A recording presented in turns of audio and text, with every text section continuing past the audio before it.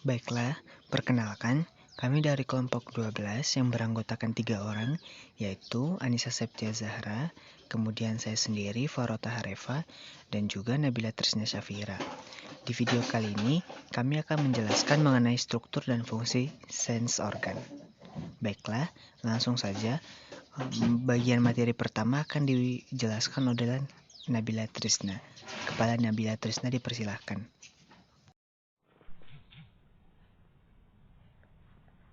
Baiklah, saya di sini akan menjelaskan tentang struktur dan fungsi sense organ. Nah, sistem indera adalah bagian dari sistem saraf yang berfungsi untuk proses informasi indera. Di dalam sistem indera terdapat reseptor indera, jalur saraf, dan bagian dari otak ikut serta dalam tangkapan indera. Reseptor adalah bagian dari sistem saraf yang berperan sebagai penerima rangsangan sekaligus sebagai pengubah rangsangan yang diterimanya menjadi impuls sensoris. Berkaitan dengan hal tersebut, alat penerima rangsang atau reseptor yang dimiliki hewan juga beragam. Berarti reseptor pada hewan harus dapat berfungsi untuk menerima berbagai jenis informasi. Macam-macam reseptor ada 5. Yang pertama yaitu kemoreseptor, yaitu alat indera yang merespon terhadap rangsangan zat kimia, yaitu indera pembau dan indera pengecap. Penciuman, penghiduan, atau olfaksi adalah penangkapan atau perasaan bau. 2. Mechanoreseptor, yaitu alat indera yang merespon terhadap rangsangan gaya berat, tegangan suara, dan tekanan, yakni indera peraba dan indera pendengaran. Ketiga, fotoreseptor atau fotoreseptor, yaitu alat indera yang merespon terhadap rangsangan cahaya seperti indera penglihatan atau mata. 4. Termoreseptor, yaitu reseptor yang menerima rangsangan yang berupa rangsangan suhu. Dasarnya, termoreseptor adalah proses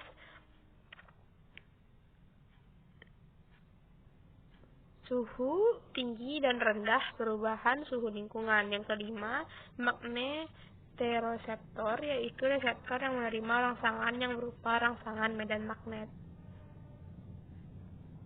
Selanjutnya yaitu indera pada vertebrata.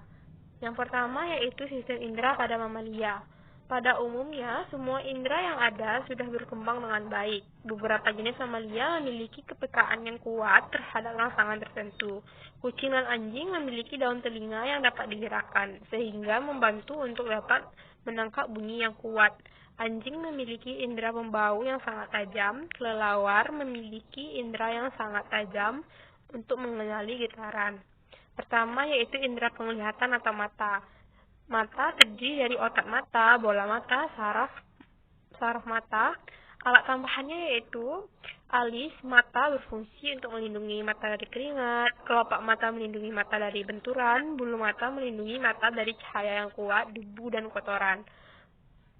Fungsi bagi bagian indera penglihatan adalah sebagai berikut. Yang pertama, kornea berfungsi menerima rangsangan cahaya dan meneruskan ke bagian mata yang lebih tajam. 2. Iris pelangi berfungsi mengatur banyak sedikitnya cahaya yang masuk ke mata. 3. Pupil berfungsi sebagai jalan pengatur masuknya cahaya ke dalam mata. 4. Lensa mata yang berfungsi untuk menerima rangsangan cahaya dan meneruskan ke bagian mata yang lebih dalam. 5. Retina berfungsi untuk membentuk bayangan benda yang kemudian dikirim oleh saraf mata ke otak. Indera pendengaran yaitu telinga merupakan sebuah organ yang mampu mendeteksi atau mengenali suara dan juga berperan banyak dalam keseimbangan posisi tubuh. Indera pendengaran terdiri dari telinga, bagian luar, lubang telinga, liang pendengaran telinga, bagian tengah terdiri gendang telinga, 3 tulang pendengar. Telinga bagian dalam terdiri dari alat keseimbangan tubuh, 3 saluran setengah lingkaran, tingkat dorong, tingkat bundar, dan rumah siput. Fungsi bagi bagian indera yaitu daun telinga, lubang telinga, dan liang pendengaran berfungsi menangkap dan mengumpulkan gelombang bunyi. Gendang telinga berfungsi menerima rangsangan bunyi dan meneruskan ke bagian yang dalam. Selanjutnya, fungsi dari bagian indera pembau, yaitu lubang hidung berfungsi untuk mengatur masuknya udara rambut. Hidung berfungsi untuk menyaring udara yang masuk ketika bernapas. Selaput lendir berfungsi sebagai tempat menempelnya kotoran sebagai indera pembau, dan serabut saraf berfungsi mendeteksi zat kimia yang ada dalam pernafasan. Selanjutnya, indera pengecap, yaitu bagian lidah yang berbintil-bintil disebut papila adalah ujung saraf pengecap. Setiap bintil-bintil saraf pengecap tersebut mempunyai kepekaan terhadap rasa tertentu berdasarkan letaknya pada lidah. Daerah-daerah peka pada lidah yaitu pangkal lidah mengecap rasa pahit, tepi lidah rasa asin dan asam, ujung lidah terdapat rasa manis. Selanjutnya, indera peraba dengan kulit. Kita dapat merasakan sentuhan. Bagian indera peraba yang paling peka yaitu ujung jari, telapak tangan, telapak kaki, bibir, dan alat kemaluan. Fungsi bagi bagian kulit yaitu kulit ari berfungsi mencegah masuknya bibit penyakit dan mencegah penguapan air dari dalam tubuh. Kelenjar keringat berfungsi menghasilkan keringat. Lapisan lemak berfungsi menghangatkan tubuh. Otot penggerak rambut berfungsi mengatur gerakan rambut, dan pembuluh darah berfungsi mengalirkan darah ke seluruh tubuh. Nah, sebagai contohnya dalam sistem indera mamalia yaitu anjing. Anjing dulunya disangka kromatis sehingga bisa disebut buta warna menurut standar manusia. Tapi penelitian yang akhir-akhir ini justru menunjukkan anjing bisa melihat beberapa warna. Menurut penelitian, anjing bisa melihat berbagai nuansa warna kuning, ungu, atau violet dengan lensa mata manusia, sehingga anjing kurang bisa melihat secara detail dibandingkan manusia. Sebaliknya, mata anjing lebih sensitif terhadap cahaya dan pergerakan dibandingkan manusia. Anjing juga memiliki hampir 220 juta sel penciuman yang sensitif terhadap bau. Luasnya kira-kira selebar sapu tangan, sangat luas bila dibandingkan sel penciuman yang dimiliki manusia. Dan mekanisme pengumpulan informasi di otak anjing berdasarkan partikel-partikel bau yang berhasil diendus belum diketahui secara jelas. Dan menurut penelitian, anjing dapat membedakan dua jenis bau, yaitu partikel bau di udara yang menyebar dari orang atau benda, dan partikel bau di tanah yang masih bisa dideteksi setelah beberapa lama. Karakteristik dua jenis partikel bau kelihatan yang cukup berbeda. Selanjutnya yaitu sistem indera pada pisces atau ikan. Nah, sistem indera yang memerlukan bantuan sistem saraf menghubungkan badan indera dengan sistem saraf pusat. Organ indera yaitu sel-sel tertentu yang dapat menerima stimulus dari lingkungan maupun dari dalam badan sendiri untuk diteruskan sebagai impuls saraf melalui serabut saraf ke pusat susunan saraf. Selanjutnya, organ indera pada ikan. Yang pertama, penglihatan, penciuman, pendengaran, perasa, dan peraba. Alat penerima rangsangan pada ikan disebut reseptor. Reseptor bekerja secara khusus. Reseptor tersebut hanya akan menerima rangsang jenis tertentu. Dalam satu individu hanya dapat ditemukan berbagai macam reseptor. Rangsangan jenis rangsangannya yaitu ada 6, yaitu kemoreseptor, 2 termoreseptor, yang ketiga mekanoreseptor, 4 fotoreseptor, 5 magnetoreseptor, yang keenam elektroreseptor. Selanjutnya yaitu organ penciuman atau olfaktori, yaitu pada bagian besar ikan. Nares merupakan kantong buntu. Hanya sedikit ikan yang mempunyai saluran yang menghubungkan nares dengan rongga mulut. Di dasar kantong terdapat lapisan epitelium yang berfungsi yang terhubung dengan otak. Bisa dilihat pada gambar. Selanjutnya yaitu organ pendengaran dan keseimbangan. Organ pendengaran dan keseimbangan pada ikan berupa telinga. Telinga ikan hanya berupa telinga bagian dalam, tidak ada telinga bagian luar dan tengah.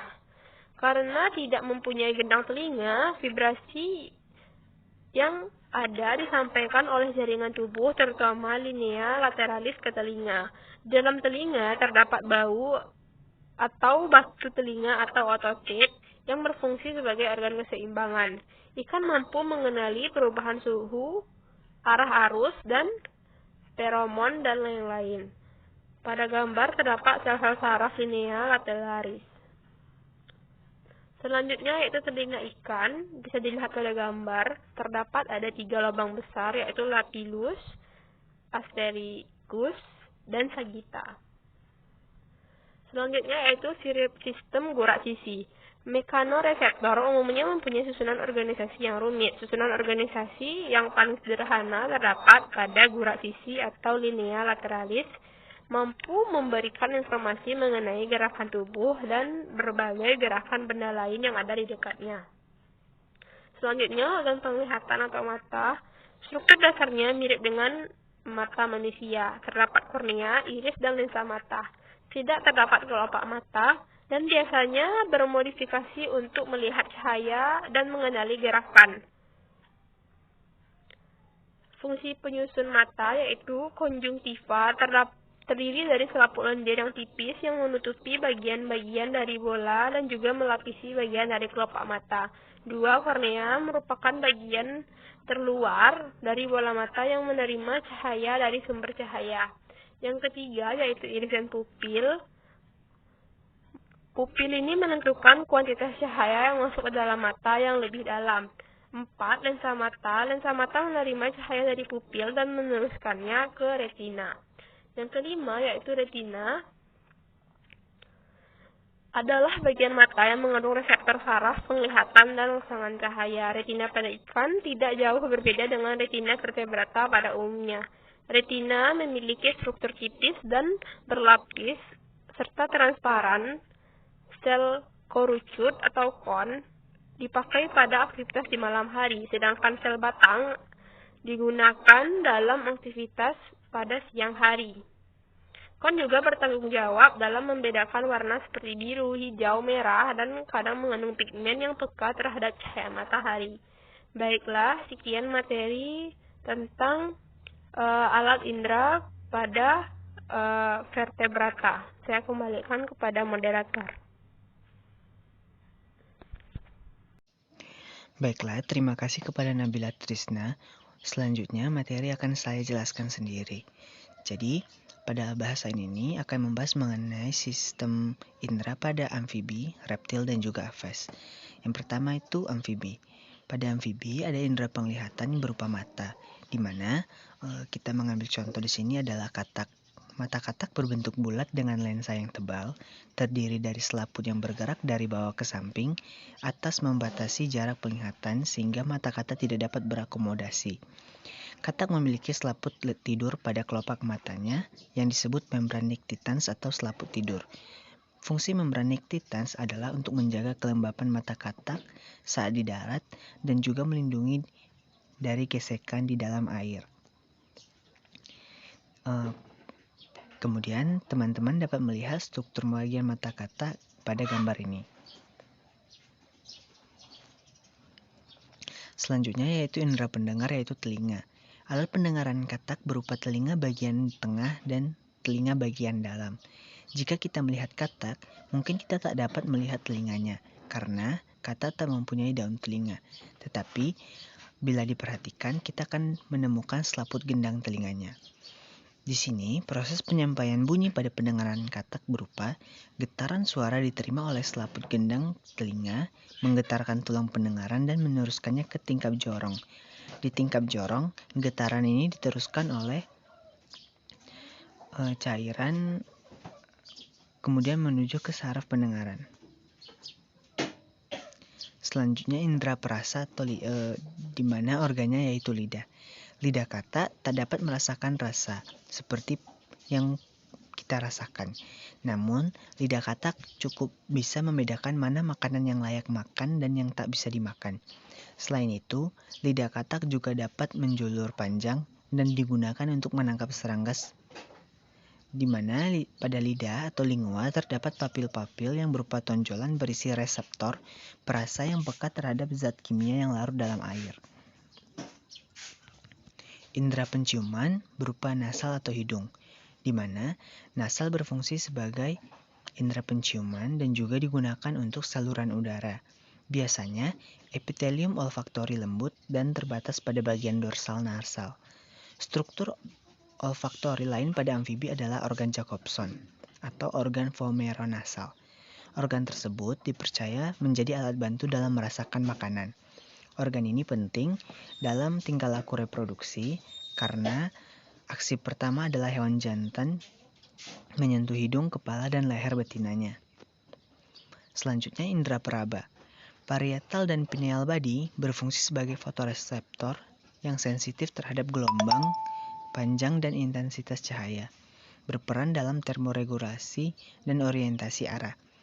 Fotoreseptor terhadap gelombang panjang juga terdapat pada kulit katak, sedangkan reseptor kulit menerima rangsang berupa sentuhan.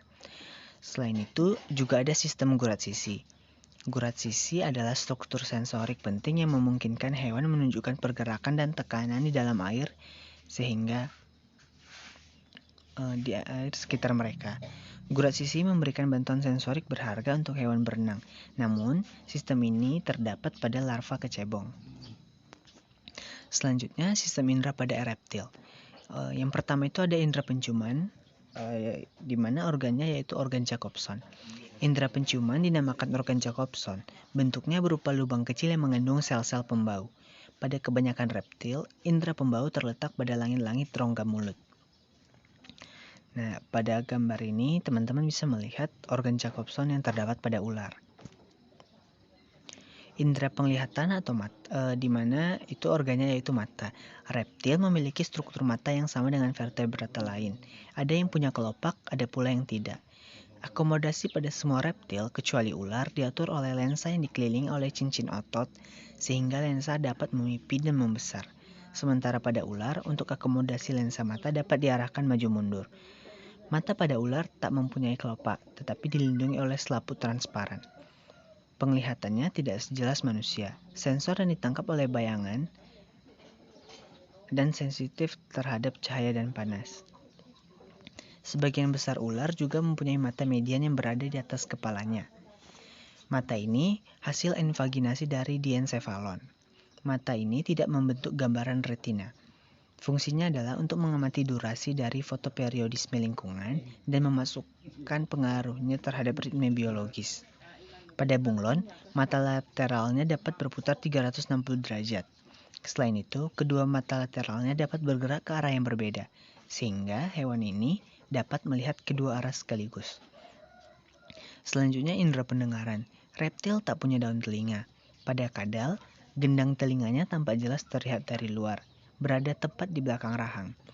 Buaya memiliki gendang telinga yang berada di dalam lubang telinga, tepatnya berada di ujung saluran telinga. Gendang ini berfungsi untuk menggetarkan tulang pendengaran, tetapi hampir semua jenis ular tidak memiliki gendang telinga, sehingga sinyal getaran diterima dari lingkungan melalui rahang bawah. Kemoreseptor khusus. Di sini ada organ vomeronasal. Fungsinya ekuivalen dengan indera pembau pada manusia. Karena hidung ular hanya memiliki epitel respirasi, maka fungsi penciuman diganti oleh organ ini. Lidah berfungsi sebagai pembawa sinyal kimia berupa gas dari lingkungan ke dalam organ ini. Kemudian ada organ perasa. Lidah pada reptil memiliki sedikit kuncup kecap, sehingga ia bisa merasakan mangsanya. Pit organ merupakan detektor panas pada ular. Pit organ berupa lubang di depan wajah ular yang di dalamnya terdapat membran termoreseptor. Pada gambar ini, teman-teman bisa melihat pit organ pada ular. Selanjutnya indera peraba. Pada beberapa reptil yang bersisik, sisik membantu sebagai indera peraba. Sisik dapat menangkap getaran dari lingkungan sekitarnya. Kemudian aves.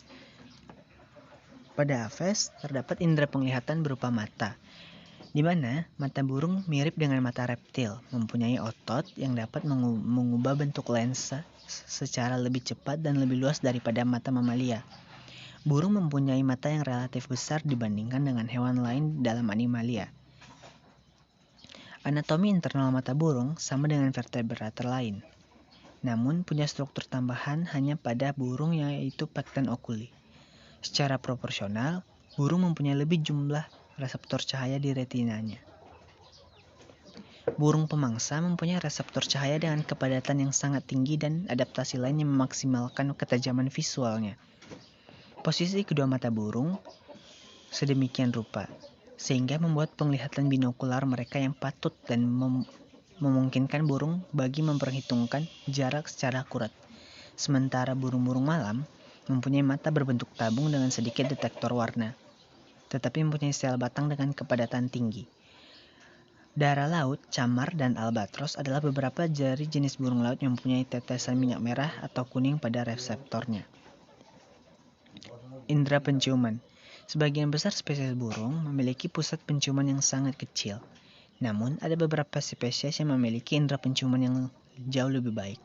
Burung nasar, kiwi, honeyguides, albatros, petrel, dan sir wetwaters semuanya menggunakan indera penciuman untuk mencari makanan. Burung ini sering dapat mencium makanan dari jarak yang jauh, bahkan ketika bau itu mungkin tidak terlihat oleh manusia. Kiwi adalah satu-satunya burung dengan nostril eksternal jauh di ujung paruhnya yang panjang. Nostril ini digunakan untuk mengendus saat mencari makanan. Burung dengan paruh yang besar biasanya mempunyai penciuman yang hebat. Di sini teman-teman bisa melihat gambar dari burung kiwi. Selanjutnya indera perasa. Burung memang memiliki indera perasa, tetapi tidak disempurnakan dengan baik. Burung dapat merasakan manis, asam, dan pahit, dan mereka belajar rasa yang mana yang merupakan sumber makanan paling cocok dan bergizi.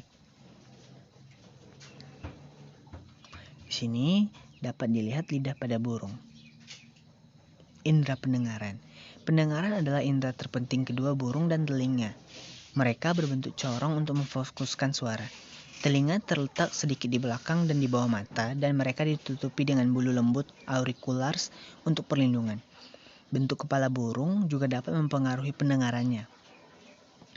Burung sangat sensitif terhadap nada dan perubahan ritme dan menggunakan variasi tersebut untuk mengenali burung individu lainnya. Indera peraba atau sentuhan. Burung tidak menggunakan sentuhan secara ekstensif seperti manusia. Burung sangat sensitif terhadap perubahan suhu udara, tekanan dan kecepatan angin, dan perubahan tersebut ditransfer ke bulu-bulu saraf yang luas di kulit. Beberapa burung memiliki bulu khusus. Burung memiliki lebih sedikit saraf di kaki dan membuat mereka kurang sensitif terhadap dingin yang ekstrim dan memungkinkan mereka untuk hinggap atau berdiri di permukaan yang dingin atau panas tanpa kesulitan. Beberapa burung memiliki reseptor sentuhan yang sangat sensitif dalam tagihan mereka, yang memungkinkan mereka untuk dengan mudah memberi makan ketika memeriksa melalui lumpur, air, atau bahan lainnya. Baiklah, sekian yang dapat saya jelaskan. Selanjutnya, bahasan ini akan dijelaskan oleh Anissa Septia Zahra. Kepada Anissa Septia Zahra, kami persilahkan.